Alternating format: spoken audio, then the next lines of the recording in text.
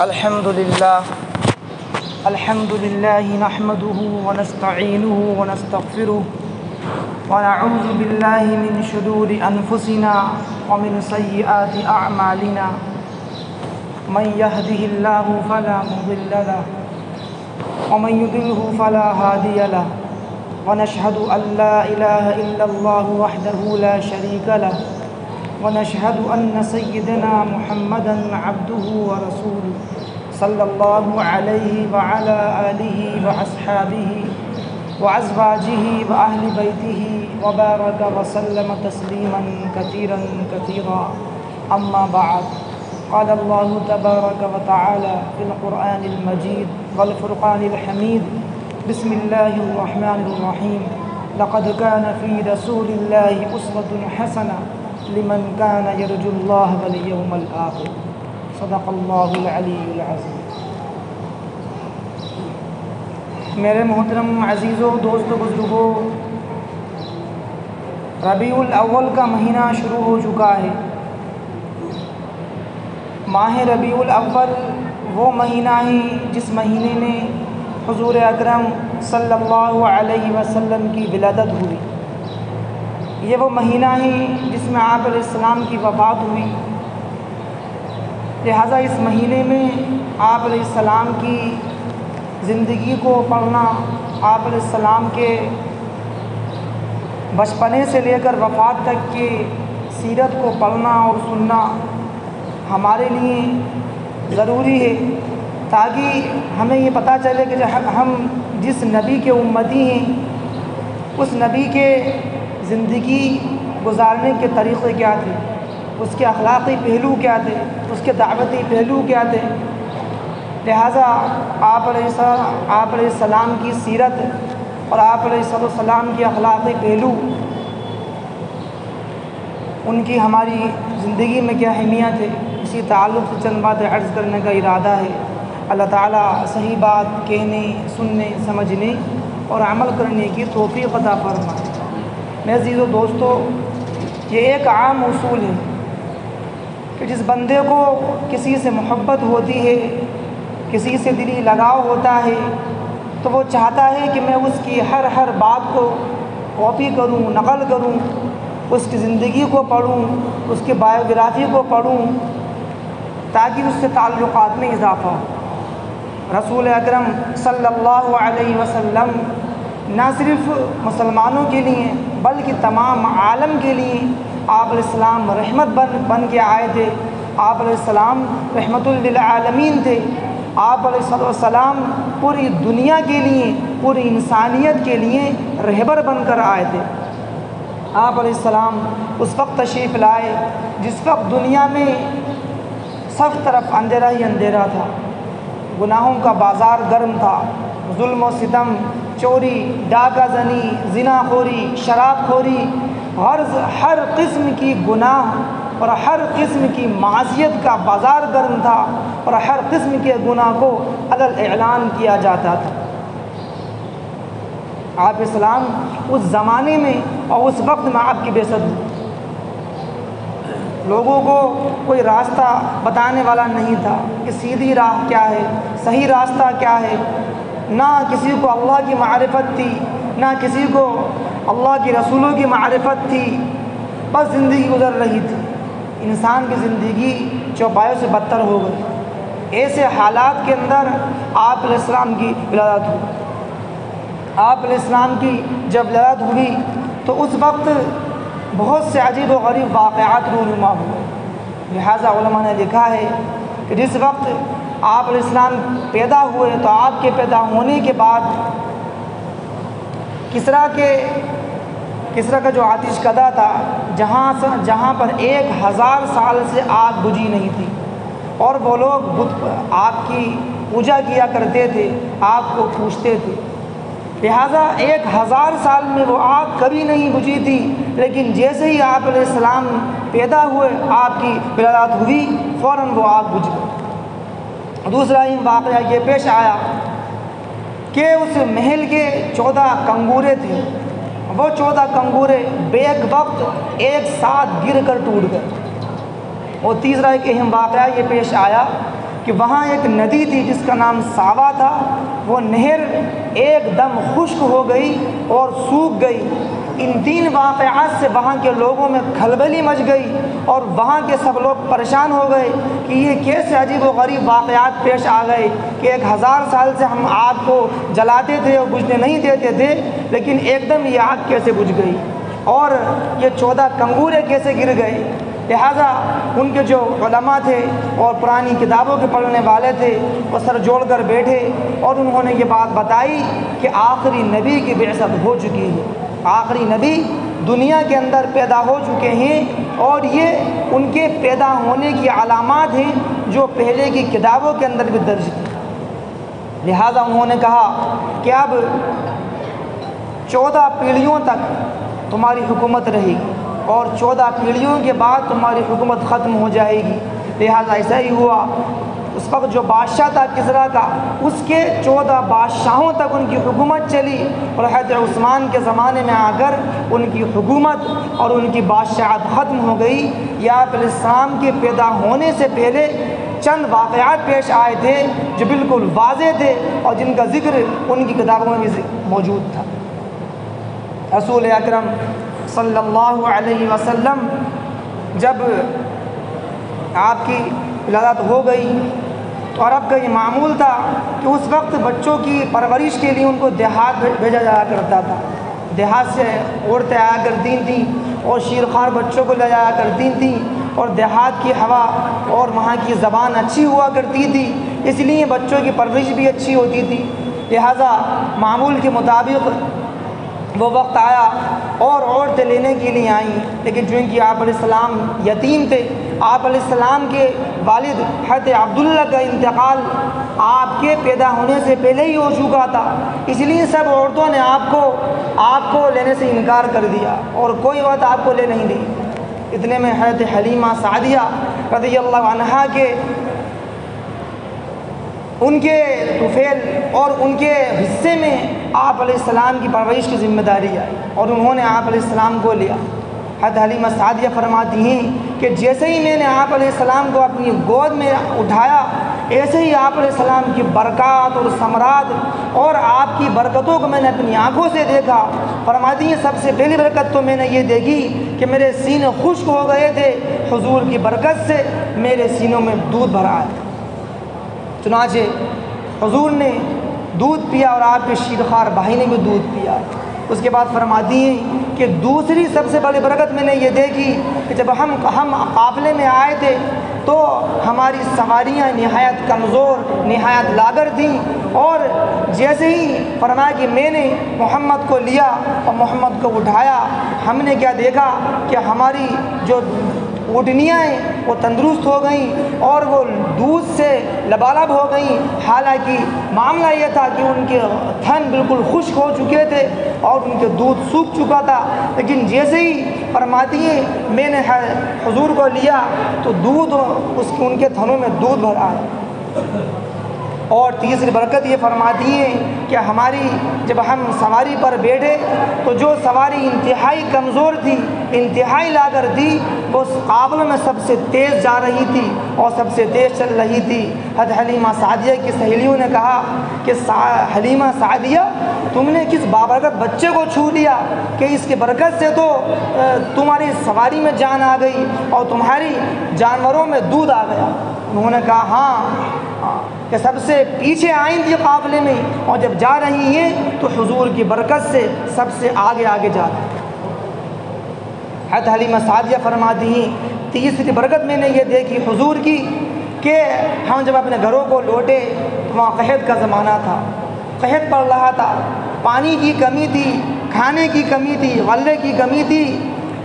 فرماتی ہیں کہ دوسرے قبیلے کے لوگ اپنی بکریوں کو چرانے کے لیے لے کے جاتے تو ان کی بکریاں اور ان کے جانور خالی پیٹ لوٹتے، لیکن جب ہماری بکریاں جاتی، ہمارے چرواہے ان کو چرانے جاتے تو شام کو ہمارے جانور بھر پیٹ لوٹتے تھے اور ان کے تھنوں میں دودھ ہوا کرتا۔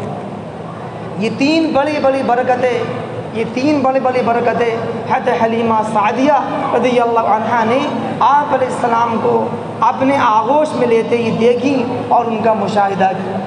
میرے عزیز و دوستو، حضرت حلیمہ سعدیہ رضی اللہ عنہا کے پاس آپ علیہ السلام 4 سال تک رہے، اور 4 سال مکمل کرنے کے بعد حضرت حلیمہ سعدیہ آپ کی والدہ کے پاس آئیں اور آپ کی والدہ کو حضور کو دیا، اور 2 سال تک حضرت بی بی آمینہ رضی اللہ عنہا کے پاس آپ علیہ السلام رہے۔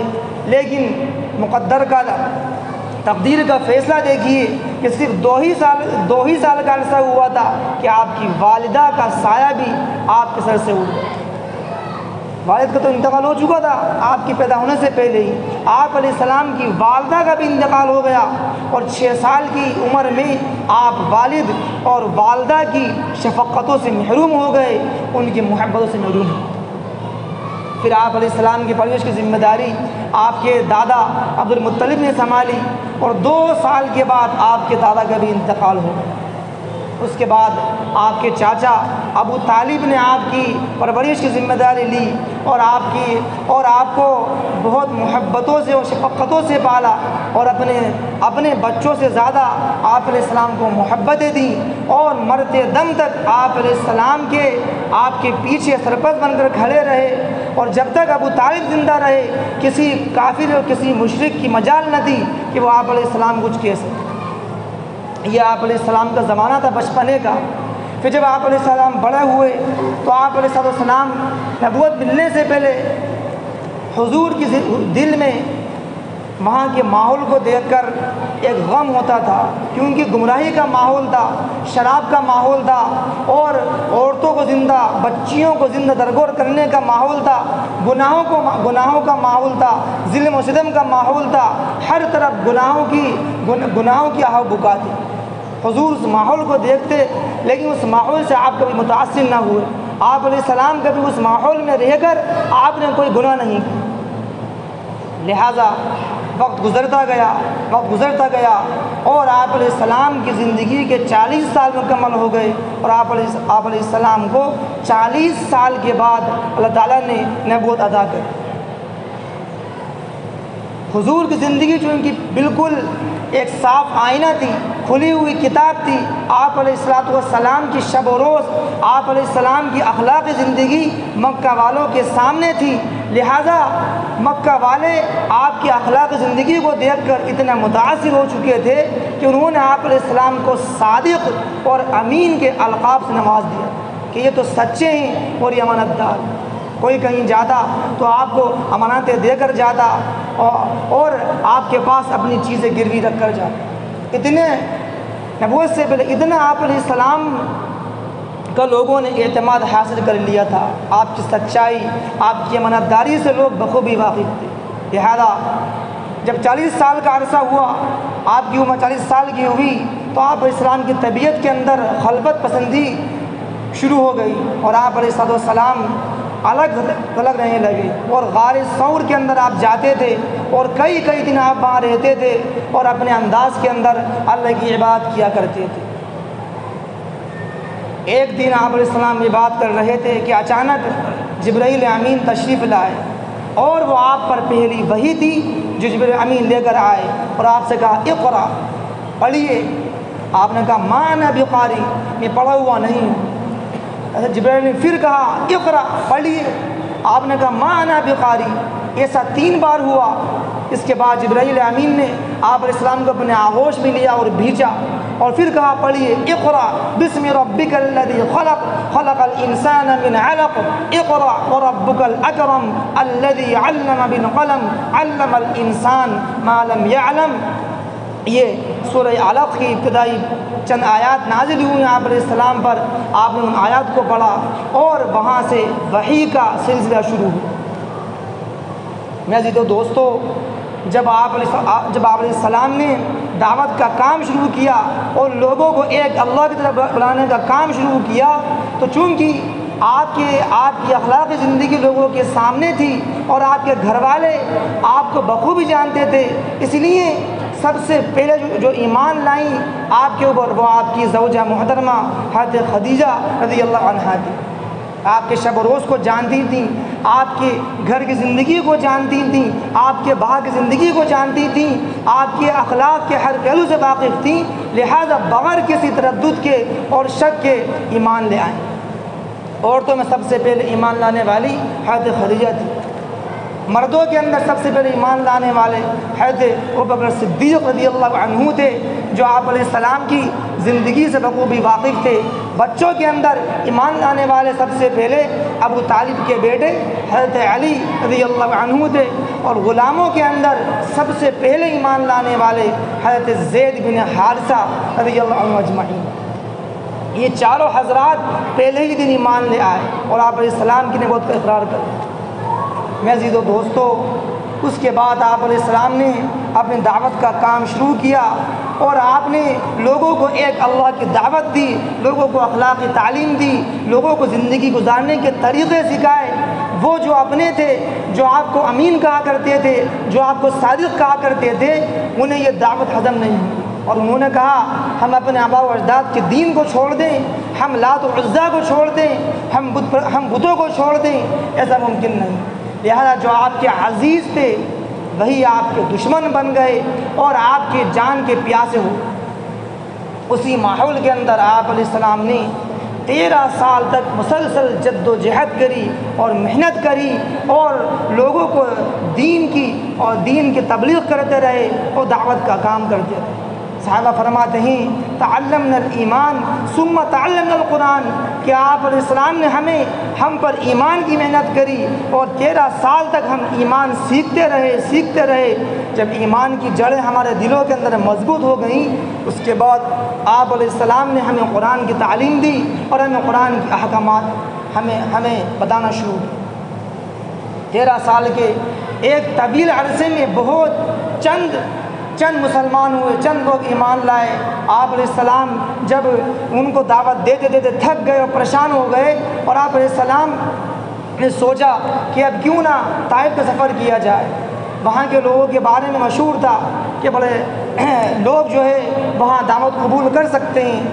چنانچہ آپ علیہ السلام طائف کا سفر کیا، اور آپ علیہ السلام نے بڑی امید کے ساتھ آپ وہاں گئے کہ شاید کوئی دعوت قبول کرے۔ وہاں کے 3 بڑے بڑے بادشاہوں سے آپ کی ملاقات ہوئی۔ ایک کا نام حبیب تھا، ایک کا مسعود تھا، اور ایک کا نام ابو الیعلیٰ تھا۔ ان 3 لوگوں کو آپ نے دعوت پیش کری، لیکن بدقسمتی سے ان کے حق میں ہدایت نہیں دی، اور انہوں نے آپ علیہ السلام کی دعوت قبول نہیں کی۔ چنانچہ آپ علیہ السلام نے وہاں کی عوام کو دعوت دی، لیکن انہوں نے بھی آپ کی دعوت پر لبیک نہیں کہا۔ آپ علیہ السلام مایوس ہو کر واپس ہونے لگے۔ انہوں نے آپ علیہ السلام کے پیچھے اپنے محلے کے اور اپنے شہر کے شریر قسم کے لڑکوں کو لگا دیا۔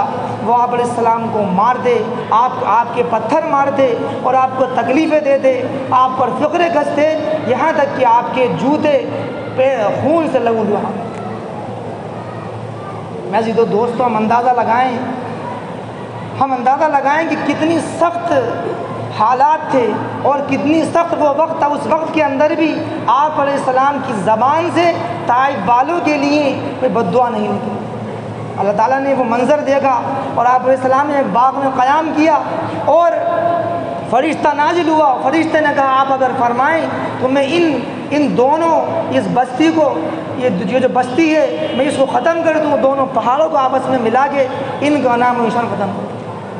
اگر ہم ہوتے تو ہم کیا کہتے کہ ہاں ان کو ختم کر دیا جائے، لیکن قربان جائیں حضور اکرم صلی اللہ علیہ وسلم پر کہ آپ علیہ السلام نے یہ کہا کہ مجھے اللہ کی ذات سے امید ہے کہ عن قریب ان کی خاندان میں اور ان کی نسلوں میں ایسے لوگ پیدا ہوں گے، دین کے داعی پیدا ہوں گے جو دین کا کام کریں گے اور دین کی دعوت کو آگے تک پہنچائیں گے۔ لہٰذا آپ کی دعا قبول ہوئی، اور آگے چل کر بہت سے ایسے افراد ان میں پیدا ہوئے جنہوں نے دین کی تبلیغ کی۔ میں عزیزو دوستو، طائف کے سفر کے بعد آپ علیہ السلام واپس ہوئے، اور آپ کو مدینہ منورہ کی ہجرت کا حکم ہوا۔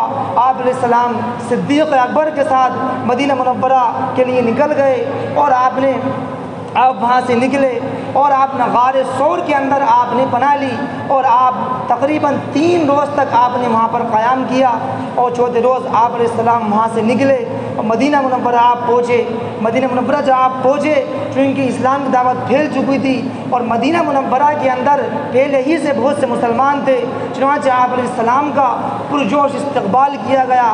لڑکیوں نے اور بچیوں نے ترانے گائے، طلع البدر علینا من ثنیات الوداع، اور اس قسم کے اشعار گنگنائے۔ حضرت انس بن مالک فرماتے ہیں کہ میں نے اس دن سے زیادہ خوشی کا دن، جس دن آپ علیہ السلام مدینہ منورہ آئے، آج تک کوئی دن نہیں۔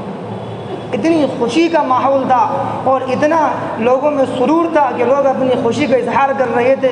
آپ علیہ السلام مدینہ منورہ تشریف لائے اور آپ علیہ السلام نے آپ 10 سال رہے اور آپ نے وہاں پر 10 سال تک دین کی دعوت دی اور دین کی محنت کری، اور آپ علیہ السلام نے 23 سال کے عرصے میں میرے عزیزو دوستو دین کا پیغام اور دین کی دعوت پورے دنیا کے اندر پھیل گئی، اور 23 سال کے قلیل عرصے کے اندر ایک ریکارڈ آپ نے بنایا اور پورے آدھی دنیا کے اندر آپ علیہ السلام نے دین دعوت پہنچا۔